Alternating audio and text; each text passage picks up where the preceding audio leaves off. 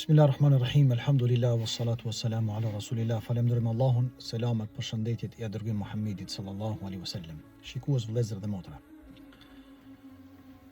Nëse don me ditë me njeriu që rin, apo edhe ndoshta për herë s'pari që takosh, mundesh me e vërtetu me ditë se çfarë burri është nëpërmes gjuhës ai kur flet.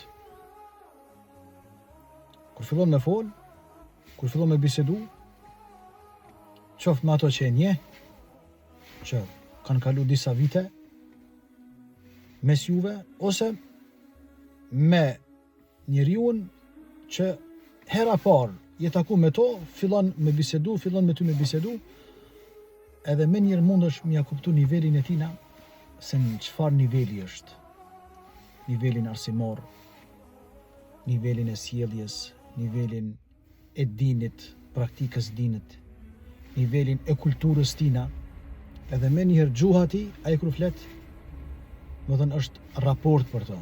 Ti mundesh me e vërtetu, nëpërmes bisedës, nëpërmes gjuhës, nëpërmes fjalimit, edhe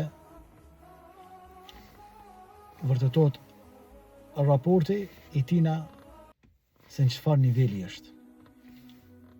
A është nivelin e cilësive të besimtarëve, a është në nivelin e cilësive të hipokritëve, të munafikëve, këtë kjo kallëzon gjuha tina, fjalimi tina, niveli tina, më thënë sjelljes, niveli tina arsimor, niveli tina kulturës, mundesh me vërtetu.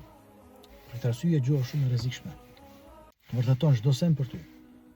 Ti kur të folish, dikush në pamjen tonë, kur të shikon, dëgjon fjalimin ton, me njerë mund me të dallu se çfarë burri je, ka cila on po anon, a ka ona e burrave të mirë apo ka ona e burrave të këqij.